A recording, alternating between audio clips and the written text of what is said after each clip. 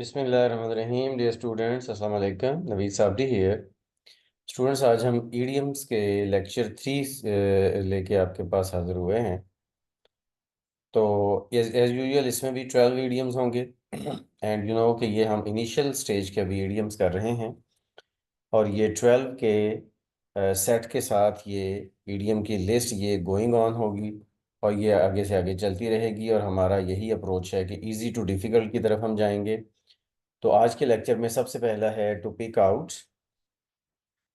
To pick out का मतलब होता है टू चूज, टू सिलेक्ट, मुंतखब करना, तलाश करना, इंतखाब कर लेना, पिक आउट कर लेना। इसमें एग्जांपल्स देखें। Anam picked out a good book to give to her brother as a graduation gift. So Anam ने बुक वो चूज की, बुक उसने सिलेक्ट की, बुक उसने इंतखाब की कि जो उसने अपने भाई को ग्रेजुएशन गिफ्ट पे देनी थी। जॉनी जॉनी को मुखातिब किया जा रहा है। Johnny, if you want me to buy your toy, Johnny, if you want me to board if you want me to buy your toy, pick one out now, pick one out now। So Johnny को मुखातिब करके कहा जा रहा है कि अगर आप चाहते हैं कि मैं आपके लिए टॉय खरीदूं तो जल्दी जल्दी कोई एक चूज कर लो। आप एक चूज कर लो। ये हो सकता है कि कोई ऐसी सिचुएशन है कि मदर और जॉनी और जॉनी की मदर जो हैं वो किसी टॉय शॉप पे हैं, लेकिन जॉनी टॉय चूज करने में बड़े प्रॉब्लम कर रहा है, टाइम लगा रहा है, तो वो मदर कह रही है कि अब जल्दी कर लो। अच्छा, अब यहाँ पे ये जो इस ईडियम के साथ एस मैंने ब्रैकेट में लिखा है, एस का मतलब है कि ये सेपरेबल है। सेपरेबल शो हो रहा है ये इस लास्ट वाले सेंटेंस से कि पिक और आउट के दरमियान में इसका ऑब्जेक्ट आ रहा है जो कि वन है। नेक्स्ट ईडियम पे चलते हैं और नेक्स्ट ईडियम है टू टेक वंस टाइम। जैसा कि to take your time, to take my time, to take his time, to take her time. तो इसका मतलब नॉर्मली ये टू टेक योर टाइम दूसरे बंदे को कहा जाता है। ऑफन ये इम्पेरेटिव यूज होता है। इम्पेरेटिव का मतलब कि ये ऑर्डर वाले सेंटेंस में, जो कि ऑर्डर, रिक्वेस्ट, एडवाइस वाला सेंटेंस होता है, जिसमें हम वर्ब की फर्स्ट फॉर्म से स्टार्ट करते हैं। सब्जेक्ट उसमें नहीं लिखा जाता, इम्प्लाइड सब्जेक्ट होता है। To do without rush, not to hurry, ये उस टाइम यूज किया जाता है कि जब हम किसी बंदे को ये कहना चाह रहे होते हैं कि वो जल्दी ना करे, जल्दी ना करे, बल्कि वो अपना काम जो है वो सुकून से करे। तो there is no need to hurry doing those exercises, take your time. तो इन एक्सरसाइजेज को करने के लिए कोई जल्दी नहीं है। अब आप वक्त लो, जो भी टाइम आपने लेना है लेके उसको काम को करो। सेकंड है Waleed never works rapidly, he always takes his time in everything that he does. कि वलीद कभी भी कोई काम बहुत तेजी से नहीं करता, वो हमेशा जो भी काम करता है वो अपना टाइम लेता है काम करने के लिए, वो जल्दी नहीं मचाता। तो इस तरह से ये take your time, take his time, तो वंस जहाँ पे आता है उसकी जगह पे कोई भी पोजेसिव एडजेक्टिव आ सकता है, जिसमें my, my, our, your, his, her वगैरह, देयर वगैरह होते हैं। Next idiom to talk over, ये भी सेपरेबल है। To talk over, to discuss और consider a situation with others. कोई सिचुएशन है जो हम दूसरों से डिस्कस करते हैं, उसके बारे में टॉक ओवर आता है। We talked over Shahid's plan to install an air conditioner in the room but we couldn't reach a decision. Shahid का जो प्लान है कि उसने अपने रूम में एयर कंडीशन लगाना है, उसके ऊपर हमने बात की, डिस्कस किया, लेकिन हम किसी नतीजे पे, किसी फैसले पे नहीं पहुंचे। आगे है before I accepted the new job offer I talk the matter over with my wife. जब मतलब न्यू जो जॉब मुझे ऑफर हुई उसको मैंने एक्सेप्ट करने से पहले अपनी बीवी से इसको डिस्कस किया।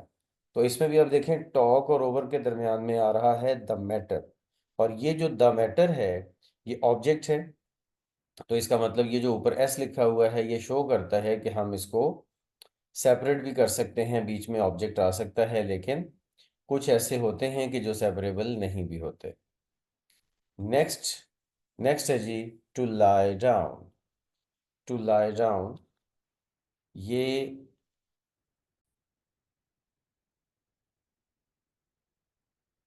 इसका इडियम, इसका meaning, to place oneself in a flat position और टू रिक्लाइन, जिसको कहते हैं टेक लगा के बैठना, बड़े रिलैक्स होके बैठना, पीछे को टेक लगा के रिलैक्स होके बैठना, इसको कहते हैं टू लाई डाउन। जो कि फॉर्मली बैठने और लेटने के दरमियान वाली सिचुएशन होती है, रिलैक्सिंग पोजीशंस को कहते हैं कि टेक लगा के बैठना। तो इसमें देखिए, you if you are tired why don't you lie down for an hour और सो। तो क्यों आप सुकून से बैठ नहीं जाते अगर आप थके हुए हैं तो? क्वेश्चन है, the doctor says that Ibrahim must lie down and rest for a short time every afternoon. Doctor कहता है कि इब्राहिम को रोज़ाना आफ्टरनून में थोड़े से टाइम के लिए रेस्ट करना चाहिए और लेट जाना चाहिए, या रिक्लाइन करना चाहिए दूसरे लफ्ज़ों में, मतलब रिलैक्स होके बैठना चाहिए। बेसिकली ये जो रिक्लाइन का वर्ड है, रिक्लाइन का मतलब भी यही होता है, टेक लगा के रिलैक्स होके बैठना। शायद आपने एक वर्ड सुना हो, रिक्लाइनर। सोफ़ा जो होता है ना, सोफ़े की एक टाइप होती है जो बैक साइड को काफ़ी झुकी हुई होती है और बैक साइड पे काफ़ी रिलैक्सिंग होती है, कमर को सीधा करने के लिए, उसको, उस सोफ़े की टाइप को भी रिक्लाइनर कहते हैं। और रिक्लाइन बेसिकली ये वर्ब है, रिक्लाइनर उसका नाउन है। आगे चलते हैं, टू स्टैंड अप और to get up. To rise for a sitting, from a sitting और लाइंग पोजीशन, आप अगर बैठे हुए या लेटे हैं तो उससे खड़े हो जाना, इसको कहते हैं टू स्टैंड अप या फिर to to get up. When the president entered the room everyone stood up. President कमरे में दाखिल हुआ तो हर बंदा खड़ा हो गया। Shani, stop rolling around on the floor, get up now. Shani कोई बच्चा है तो उसको कहा जा रहा है कि ये जो तुम फर्श के ऊपर लुढ़कते जा रहे हो इसको बंद करो और अब खड़े हो जाओ। नेक्स्ट है टू सिट डाउन या फिर टू टेक अ सीट। बैठना, बैठ जाना किसी जगह पे, तो टू सिट डाउन या फिर to take a seat. We sat down on the park bench and watched the children play. We sat down on the park bench and watched the children away play. मतलब हम park bench के ऊपर बैठ गए और हमने बच्चों को खेलते हुए देखा। There aren't any more chairs, but you can take a seat on the floor. और हमारे पास चेयर्स, कुर्सियां अवेलेबल नहीं हैं, आप फर्श पे ही बैठ जाएं, ठीक है, लेकिन आप फर्श पर बैठ सकते हैं। तो इसका मतलब टू टेक अ सीट या फिर टू सिट डाउन, इसका मतलब होता है बैठ जाना। और स्टूडेंट, वैसे हमें ये एक आम सा लगता है कि हम आम इंग्लिश में ये पढ़ते हैं और हमें बड़ी ये एक आम सी चीज़ लगती है, लेकिन ये भी ज़ाहिर है ईडियम है और आपको पता होना चाहिए कि हम काफ़ी इस वक्त इजी ईडियम्स के ऊपर हैं और आहिस्ता आहिस्ता हम अपने इस डिफ़िकल्टी लेवल को ज़्यादा कर रहे हैं। आगे चलते हैं, तो ऑल डे लॉन्ग या ऑल वीक लॉन्ग या ऑल मंथ लॉन्ग या ऑल ईयर लॉन्ग, मतलब जब हम किसी भी एंटायर पीरियड की बात कर रहे हों, the entire day, the entire week, the entire month, the entire year, तो इस तरह से ये एंटायर टाइम की बात कर रहे हों तो फिर वो वाला वर्ड हम यूज़ करते हैं ईडियम में। जैसा कि I've been working on my income tax forms all day long. I've already had time to eat. I have hardly, sorry. I have hardly had time to eat. कहता है कि मैं अपने इनकम टैक्स फॉर्म्स पे सारा दिन काम करता रहा हूँ, ऑल डे लॉन्ग, सारा दिन काम करता रहा हूँ, तो मेरे पास खाने के लिए कोई टाइम नहीं था। Second, it's been raining all week long. We haven't seen the sun since last Monday. कहता है कि मैं सारा वीक जो है, सारा वीक हमने बारिश को ही फेस किया है, या बारिश होती रही है। सारा हफ्ता बारिश होती रही है, और हमने पिछले मंडे से अब तक सूरज देखा ही नहीं है, यानी कि धूप निकली ही नहीं है। तो ऑल वीक लॉन्ग है। इसी तरह कोई काम हो तो ऑल ऑल मंथ लॉन्ग भी हो सकता है, ऑल ईयर लॉन्ग भी हो सकता है, डिपेंड कि आप कौन सा टाइम बताना चाह रहे हैं। नेक्स्ट है जी by oneself. By oneself का मतलब होता है ऑल अलोन होना, विदाउट असिस्टेंट होना, जिसको कहते हैं अपनी मदद आपके तहत, अकेले होना। और अकेले होना तो अकेले लाइफ गुजारनी है तो बाय वन सेल्फ है, अकेले कोई काम करना है तो बाय वन सेल्फ है। तो ये देखिए, Fahad translated the French novel by himself, no one helped him. Fahad ने फ्रेंच नॉवल खुद ही सारा ट्रांसलेट किया है, तर्जुमा किया है, किसी ने उसकी हेल्प नहीं की। सेकंड है, Huma likes to walk through the woods by herself, but her brother prefers to walk with a companion. Huma जो है वो जंगल में से अकेले ही गुजरना पसंद करती है, विदाउट एनी असिस्टेंस, अकेले। लेकिन उसका जो भाई है वो इस चीज़ को तरजीह देता है कि कोई उसके साथ, कोई ना कोई साथी उसका हो, तो वो गुजरता है जंगल से, अदरवाइज नहीं गुजरता। नेक्स्ट है जी ऑन पर्पस। ऑन पर्पस का मतलब है किसी भी मकसद के साथ, फॉर अ रीजन, या डेलिबरेटली, जिसको कहते हैं दानिस्ता तौर पर। और आम तौर पर ये जो किसी भी गलत काम के लिए ये ऑन पर्पस का जो इडियम है वो यूज किया जाता है, जरा देखें। Do you think that she did not come to the meeting on purpose? Question है। वो कहते हैं कि आपका क्या ख्याल है कि वो मीटिंग में जो नहीं आई, ये किसी रीजन की वजह से है, ये डेलिबरेटली है, दानिस्ता तौर पर है, कि वो जानबूझकर नहीं आई? और आगे है, it was no accident that he broke my glasses. कहते हैं कि उसने मेरे ग्लासेस तोड़ दिए, ऐनक मेरी तोड़ दी, ये कोई एक्सीडेंट नहीं था। He did it on purpose, उसने जानबूझ के किया है। ठीक है। तो इस तरह से आप देखें, दोनों सेंटेंसेस में ऑन पर्पस नेगेटिव सिचुएशन में यूज हो रहा है, और डेलिबरेटली, जानबूझ करके मीनिंग में यूज हो रहा है। To get along with someone और समथिंग, या फिर to get on with someone और समथिंग, तो ऑन या अलोंग कोई भी इसमें यूज हो सकता है, और समवन भी हो सकता है, समथिंग भी हो सकता है।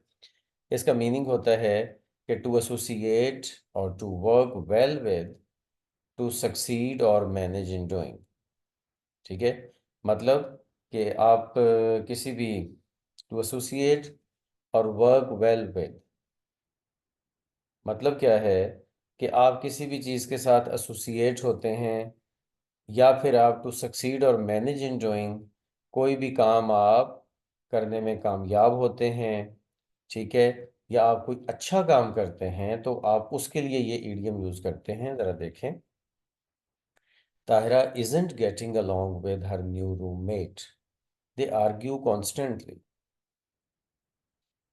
ताहिरा अपने न्यू रूममेट के साथ कोई बहुत अच्छा मैनेज नहीं कर पा रही, कोई बहुत अच्छा एसोसिएट नहीं कर पा रही, वो हमेशा ही लड़ते रहते हैं, हमेशा झगड़ते रहते हैं।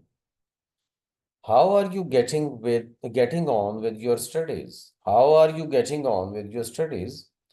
आप अपनी स्टडीज के साथ किस तरह से मैनेज कर रहे हैं, क्या उसमें कामयाब हो रहे हैं, नहीं हो रहे हैं, ये इसका मतलब है। नेक्स्ट है जी to make a difference to someone, यानी कि टू बी ऑफ इम्पोर्टेंस, किसी बंदे के लिए इम्पोर्टेंट होना। टू समथिंग और समवन, किसी बंदे के लिए, किसी चीज के लिए। टू अफेक्ट, असरअंदाज होना। अच्छा, और साथ ये बताया गया है कि ये ईडियम जो है वो एजेक्टिव्स की डिग्री को शो करने के लिए ज्यादातर यूज किया जाता है। जी, तो ये ईडियम बताया गया कि ये अक्सर एडजेक्टिव्स के साथ यूज किया जाता है, to show the degree of importance, कि कोई चीज़ कितनी इम्पोर्टेंट है, उसकी इम्पोर्टेंस बताने के लिए, उसकी डिग्री ऑफ इम्पोर्टेंस बताने के लिए, कि कम कम इम्पोर्टेंट है, ज़्यादा है।